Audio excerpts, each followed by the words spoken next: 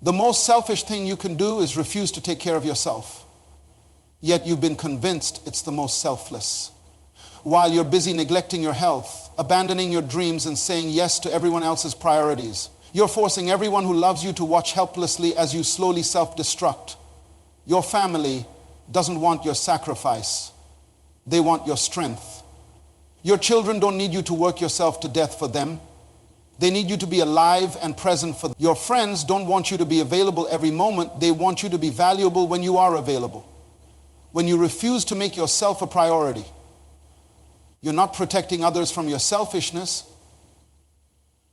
You're burdening them with your weakness, your stress, your resentment, and your gradual disappearance. The airplane oxygen mask instruction exists for a reason. If you don't save yourself first, everyone around you suffers the consequences of your poor judgment. You know what airlines teach us that society refuses to acknowledge?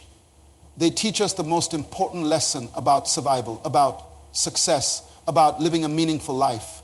Every time you step onto an airplane, they tell you something that will shock you if you really listen. They say, in the event of an emergency, oxygen masks will drop from the ceiling.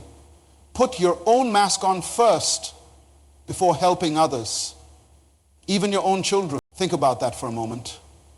They're telling you to be selfish. They're telling you to save yourself first, even before your precious child sitting right next to you. Does that sound wrong to you? Does that sound cruel? Most people feel uncomfortable when they hear this instruction because we've been programmed to believe that putting ourselves first is somehow evil, somehow wrong, somehow selfish in the worst possible way. But here's what that airline instruction really teaches us. If you don't take care of yourself first, you'll be unconscious, useless, and unable to help anyone else. You'll pass out from lack of oxygen, and then both you and your child will die. The airline companies understand something that most of us have forgotten in our daily lives. You cannot save others if you cannot save yourself. You cannot help others if you are not in a position to help. You cannot give what you do not possess. Yet somehow, when we land that airplane and walk back into our regular lives, we completely forget this life-saving principle. We flip the script entirely. We put everyone else's oxygen mask on first. We make sure everyone else can breathe while we slowly suffocate. We call this noble, we call this love, we call this sacrifice. But what we're really doing is preparing for our own destruction and the destruction of those we claim to love. Let me tell you about David. David was a hard-working man, a dedicated father, a loving husband. He owned a small construction business and worked 16 hours a day, 7 days a week. He skipped meals regularly, rarely slept more than 4 hours a night, and hadn't taken a vacation in 8 years. When people asked him why he pushed himself so hard, he would say with pride, I'm doing this for my family. I want to give them everything they deserve. I want my children to have opportunities I never had. David believed he was being noble. He believed he was being selfless. He believed he was showing love through sacrifice. His wife begged him to slow down. His children begged him to come to their school events, their birthday parties, their soccer games. But David always had the same response. I'm working for you. I'm building our future. You will understand someday. One Tuesday morning, David collapsed at a construction site. His heart simply stopped. The doctors said it was stress, exhaustion, years of neglecting his health. David was 42 years old. At his funeral, his 12-year-old son said something that broke everyone's heart. I would rather have had a poor dad who was alive than a rich dad who is dead. David thought he was putting his family first, but he had actually put his family last by not making himself a priority, by not taking care of his health, by not managing his stress, by not creating balance in his life. He robbed his family of the one thing they wanted most, him. His wife now struggles as a single mother. His children grew up without their father. The business collapsed because David was the business. And when David was gone, everything fell apart. This is what happens when we refuse to put on our own oxygen mask first. We think we're being heroic, but we're actually being destructive. We think we're showing love, but we're actually creating loss. We think we're being responsible, but we're actually being irresponsible to the highest degree. The airline instruction isn't teaching us to be selfish, it's teaching us to be smart. It's teaching us to be effective. It's teaching us to be truly loving. Because when you put your own oxygen mask on first, you're not just saving yourself, you're putting yourself in a position to save others. You're ensuring that you'll be conscious, alert, and capable when others need you most. But society has programmed us to feel guilty about this. Society has taught us that self-care is selfish. Society has convinced us that we should run ourselves into the ground for others, and if we don't, we're somehow bad people.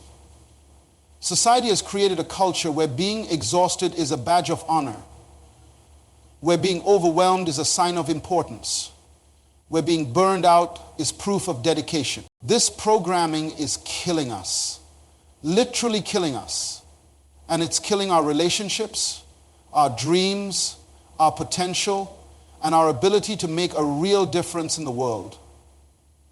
When you don't make yourself a priority, you don't just hurt yourself, you hurt everyone who depends on you, everyone who loves you, everyone who needs you to be at your best. The truth that will change your life is this: making yourself your top priority is not selfish, it's essential. It's not cruel, it's kind. It's not wrong, it's the only way to do things right. You cannot pour from an empty cup. You cannot give what you do not have. You cannot help others breathe if you're suffocating. The mirror reflects more than just your physical appearance. It reflects the truth about how you've been treating the most important person in your life, you, and for most people. That reflection tells a story of neglect, of abandonment, of slow suicide disguised as noble sacrifice. The person staring back at you has been running on empty for so long that they've forgotten what it feels like to be full. When you consistently put everyone else before yourself, something devastating happens. You don't just get tired, you don't just get stressed, you begin to disappear. Piece by piece, day by day, you start losing yourself. Your energy disappears first, then your enthusiasm, then your creativity, then your joy, and finally your very essence, the unique spark that makes you who you are. Maria discovered this the hard way. She was a single mother of 3 children, working 2 jobs to make ends meet. Every morning she would wake up at 5 in the morning to prepare breakfast and pack lunches. She would drop the kids at school, rush to her first job at a medical office, work 8 hours, pick up the children, help with homework, cook dinner, clean the house, get the children ready for bed, and then start her second job, working online as a virtual assistant until 2 in the morning. Maria told herself she was doing what good mothers do. She was sacrificing for her children. She was ensuring they had everything they needed. She never bought clothes for herself, always buying for the kids instead. She never went out with friends, spending every free moment with her children. She never took time to exercise, to read, to pursue her own interests, to nurture her own dreams. For 3 years, Maria lived this way. She wore exhaustion like a crown, telling everyone who would listen how much she was doing for her children. She felt proud of her sacrifice. She felt noble in her self-denial. But her children weren't thriving. They were worrying. They watched their mother disappear before their eyes. They saw her joy fade, her laughter become rare, her energy drain away completely. One evening, Maria's 8-year-old daughter asked her a question that shattered her world. "Mommy, why are you always sad? Did we do something wrong?" Maria realized with horror that while she thought she was giving her children everything, she was actually giving them a mother who was barely surviving. She was giving them a role model of self-destruction. She was teaching them that love means erasing yourself for others. Maria's breaking point came when she fainted at her daughter's school play. The stress, the exhaustion, the constant neglect of her own basic needs had finally caught up with her as she lay in the hospital bed. She realized a painful truth. By trying to be everything to her children, she had become nothing to herself. And in becoming nothing to herself, she was becoming less and less valuable to her children every day. This is the brutal reality of self-neglect. When you don't prioritize yourself, you don't become a better person, you become a worse person. You don't become more loving, you become more resentful. You don't become more giving, you become more empty. And that emptiness affects everyone around you, especially the people you're supposedly sacrificing for. The people who love you don't want your exhaustion. They want your energy. They don't want your stress.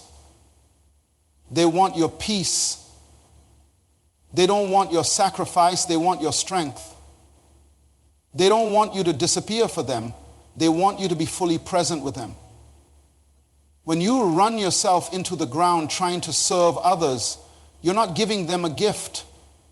You're giving them a burden. Here's what nobody tells you about self-sacrifice. It's actually the most selfish thing you can do. When you neglect yourself, you force everyone who loves you to worry about you. You force them to carry the weight of your poor choices. You force them to watch helplessly as you deteriorate. You force them to live with the constant fear that something will happen to you because you refuse to take care of yourself. Think about it. When Maria fainted at that school play, who suffered? Her children suffered. They were terrified, confused, and traumatized. Her sacrifice didn't protect them from pain, it caused them pain. Her self-neglect didn't show them love. It showed them what love looks like when it's twisted into something destructive. The mirror doesn't lie. It shows you the consequence of treating yourself as if you don't matter. It shows you what happens when you put everyone else's oxygen mask on first while you slowly suffocate. It shows you the gradual disappearance of the person you are meant to be. But here's the hope hidden in that reflection. The same person who chose self-neglect can choose self-care. The same person who learned to disappear can learn to reappear.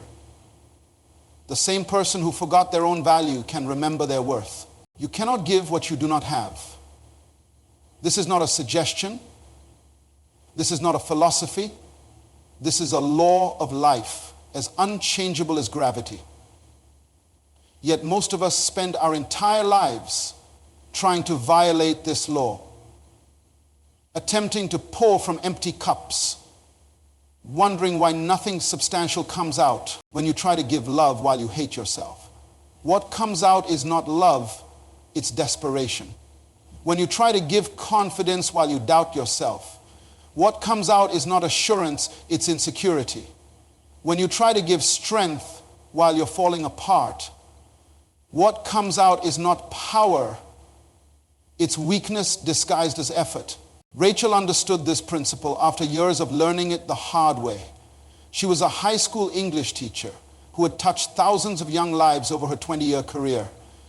Students would come back years later to tell her how she had changed their lives, how she had inspired them to believe in themselves, how she had shown them their potential when no one else could see it. But Rachel had a secret.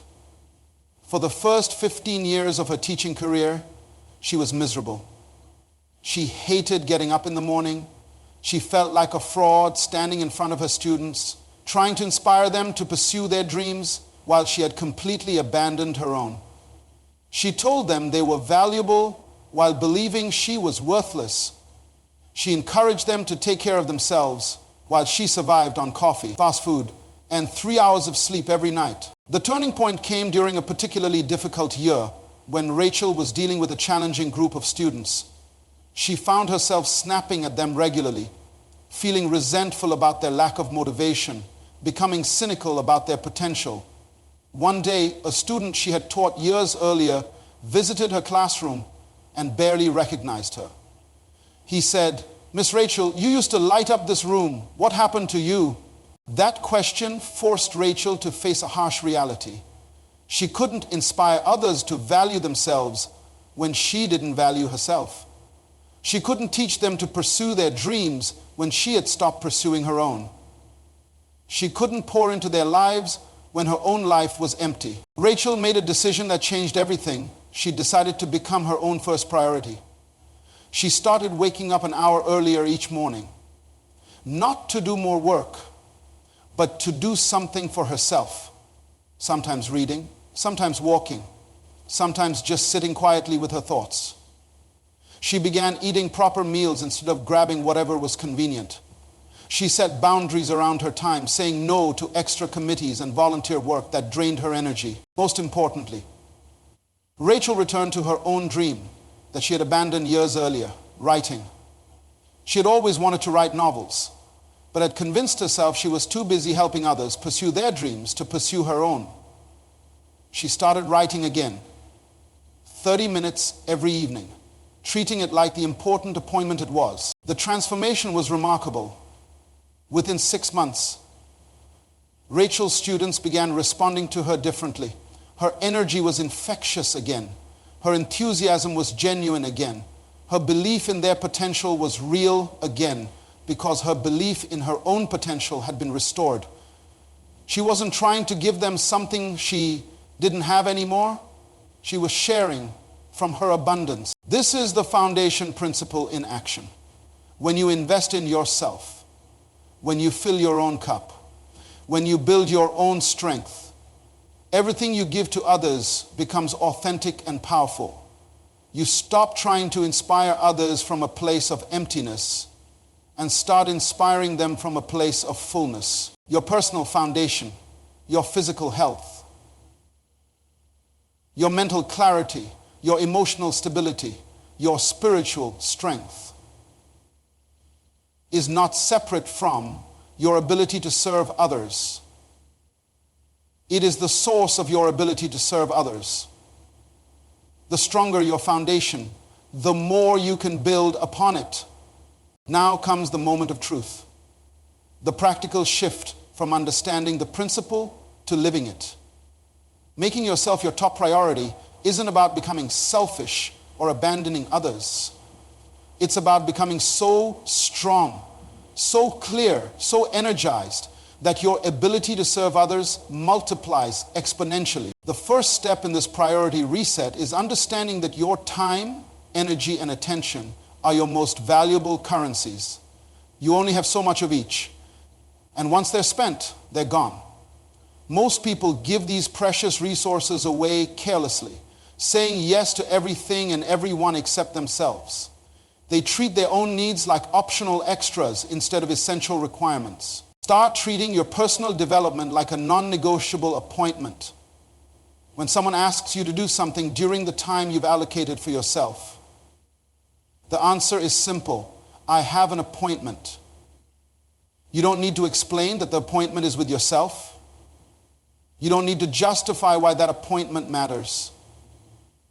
You simply honor it the same way you would honor any other important commitment. This means scheduling time for your physical health, exercise, proper meals, adequate sleep. These aren't luxuries you'll get to when everything else is done. These are the foundation upon which everything else is built. When you're physically strong and energized, you make better decisions. You're more patient with others. You're more creative in solving problems. It means scheduling time for your mental development, reading, learning, thinking, planning. Your mind needs constant nourishment, just like your body. When you stop feeding your mind, it becomes stagnant. And stagnant minds cannot inspire or lead others effectively. It means scheduling time for your emotional health, processing your feelings, dealing with stress, celebrating your wins, learning from your failures. Emotional health isn't something that happens automatically. It requires intentional attention and care. Learning to say no becomes your superpower in this process. Every yes to something that drains you is a no to something that could energize you. Every yes to someone else's urgent request is often a no to your own important goals. The word no isn't cruel, it's protective.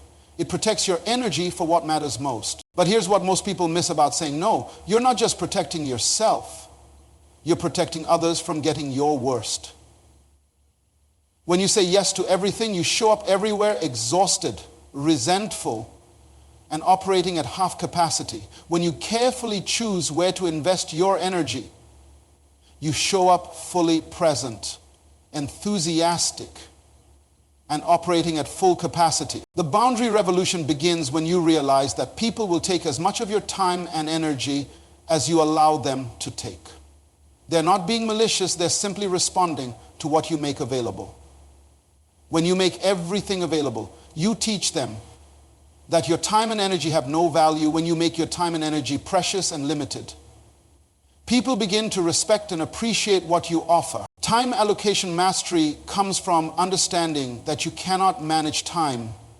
You can only manage yourself within time. Everyone gets the same 24 hours. The difference between people who thrive and people who merely survive is how they allocate those hours. Successful people don't have more time, they have clearer priorities. Start viewing self-investment as compound interest for your life. Every hour you invest in your health today pays dividends for years to come. Every hour you invest in your skills today multiplies your opportunities tomorrow. Every hour you invest in your emotional well-being today improves every relationship you'll have in the future. The priority reset isn't about becoming a different person. It's about becoming the person you were always meant to be. It's about removing the barriers that have been preventing you from operating at your full potential. It's about finally giving yourself permission to matter in your own life. Here's the truth that will revolutionize how you think about self-prioritization. When you make yourself your top priority, you don't become less valuable to others, you become exponentially more valuable. When you invest in yourself consistently, something magical happens. Your impact doesn't just improve, it multiplies. Your influence doesn't just grow, it compounds.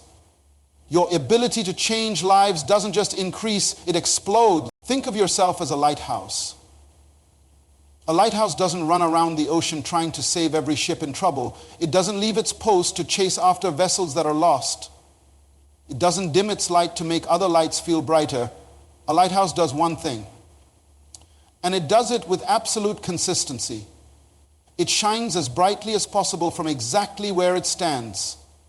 And because it shines so brightly, ships can navigate safely for miles and miles around it. But here's what happens when a lighthouse stops maintaining itself. When it stops replacing its bulbs, stops cleaning its lens, stops fueling its power source, stops maintaining its structure, the light grows dimmer and dimmer until eventually it goes out completely. And when that lighthouse goes dark, every ship in the area becomes lost. The very vessels it was meant to guide to safety now crash against the rocks. This is exactly what happens in your life when you stop maintaining yourself. When you stop investing in your health, your growth, your dreams, your well-being. Your light begins to dim. And as your light dims, everyone who depends on that light, your family, your friends, your colleagues, your community, begins to lose their way. Let me tell you about Marcus, a man who discovered this multiplication effect in the most unexpected way. Marcus was a financial advisor in his mid-40s who had built a successful practice helping families secure their financial futures. He was good at his job, respected by his clients, and financially comfortable. But Marcus had a problem that was slowly destroying everything he had worked to build. Marcus was addicted to saying yes. He said yes to every client request, no matter how unreasonable. He said yes to every networking event, even when they conflicted with family time. He said yes to every favor asked by colleagues, friends, and neighbors. He said yes to coaching his son's baseball team, leading a committee at his church, and volunteering for 3 different charities. Marcus believed that being helpful, being available, being indispensable to everyone made him a good person. But Marcus was dying inside. He worked 12-hour days, then came home to more obligations. He hadn't read a book for pleasure in 5 years. He hadn't exercised in 3 years. He hadn't taken a real vacation in 4 years. He was gaining weight, losing sleep, and becoming increasingly irritable with the people he loved most. His wife felt like she was married to a stranger. His children barely knew him beyond his role as their chauffeur to various activities. The crisis came when Marcus had a mild heart attack at age 46. As he lay in the hospital bed, something became crystal clear to him.